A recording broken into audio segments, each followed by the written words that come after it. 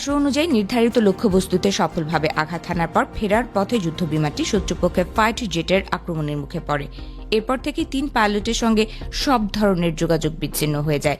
কি ঘটেছিল, তারা জীবিত আছেন কিনা নাকি অন্য কোনো পরিস্থিতির শিকার হয়েছেন সে বিষয়ে এখন নিশ্চিত কোনো তথ্য পাওয়া যায়নি।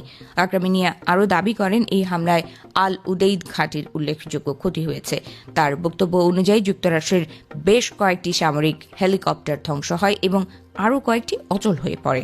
তবে এই দাবির স্বাধীন বা নিরপেক্ষ কোনো আন্তর্জাতিক যাচাইয়ের তথ্য তিনি উপস্থাপন করেন। নিখোঁজ 3 পাইলটের বিষয়ে কাতারের ভূমিকা নিয়ে প্রশ্ন তুলেছে তেহরান। ইরানি সেনা মুখপাত্র বলেন, কাতার কর্তৃপক্ষ এখন পর্যন্ত জানিয়েছে যে তাদের কাছে ওই 3 পাইলটের অবস্থান সম্পর্কে কোনো তথ্য নেই। একই সঙ্গে তিনি আন্তর্জাতিক মানবিক আইন ও আন্তর্জাতিক কনভেনশনের কথা উল্লেখ করে কাতার সরকার ও দেশটির সশস্ত্র বাহিনীর প্রতি আরও সক্রিয় সহযোগিতার আহ্বান জানান।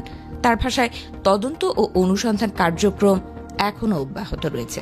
এদিকে একই সাক্ষাৎকারে ব্রিগেডিয়ার জেনারেল আকরামিনিয়া আরও দাবি করেন, সংঘাত চলাকালে যুক্তরাষ্ট্র তাদের সামরিক, রাজনৈতিক ও অর্থনৈতিক লক্ষ্য অর্জনে ব্যর্থ হয়েছে। তার বক্তব্য অনুযায়ী যুদ্ধবিরতির সময় ইরান ক্ষতিগ্রস্ত সামরিক সক্ষমতা পুনর্গঠন, নতুন সরঞ্জাম সংযোজন এবং ড্রোন শক্তি আরও সম্প্রসারণে কাজ করেছে। তিনি জানান, নতুন প্রজন্মের ইরানি ড্রোন ইতোমধ্যে অপারেশনাল পর্যায়ে যুক্ত হয়েছে এবং এ বিষয়ে বিস্তারিত তথ্য শিগগিরই প্রকাশ করা হবে। আকরামিনিয়া দাবি করেন, আল উদেইদ ঘাঁটিতে পরিচালিত এই অভিযান ছিল ইরানের বিমান বাহিনীর অন্যতম জটিল অপারেশন। তার বক্তব্য অনুযায়ী 4 জন পাইলটকে এই মিশনের দায়িত্ব দেওয়া হয়েছিল।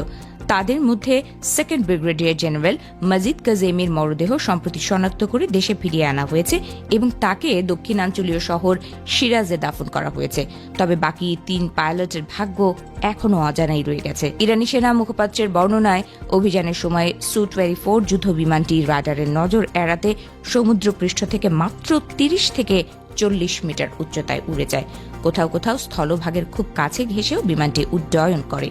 তিনি দাবি করেন, এমন ঝুঁকিপূর্ণ কৌশল সফলভাবে বাস্তবায়ন করা শুধুমাত্র অত্যন্ত দক্ষ ও অভিজ্ঞ পাইলটদের পক্ষেই সম্ভব। ইরানের আকাশ যুদ্ধে অংশ নেওয়া 3 জন সু-24 যুদ্ধ বিমানের পাইলটের ভাগ্য এখনও অজানা। মাসের পর মাস পেরিয়ে গেলেও তাদের সন্ধান মেলেনি। একদিকে পরিবারগুলোর উৎকণ্ঠা, অন্যদিকে ইরানের সামরিক বাহিনীর অব্যাহত অনুসন্ধান। সব মিলিয়ে ঘটনাটি নতুন করে আলোচনায় এসেছে।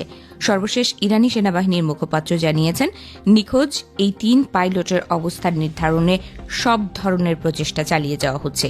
ইরানি সেনাবাহিনীর মুখপাত্র ব্রিগেডিয়ার জেনারেল মোহাম্মদ আকরামিনিয়া এক টেলিভিশন সাক্ষাৎকারে বলেন, যুক্তরাষ্ট্র ও ইসরায়েলের হামলার পর পূর্ব পরিকল্পিত সামরিক কৌশলের অংশ হিসেবে ইরান অঞ্চল জুড়ে মার্কিন ঘাঁটিগুলোর বিরুদ্ধে পাল্টা বিমান অভিযান পরিচালনা করে।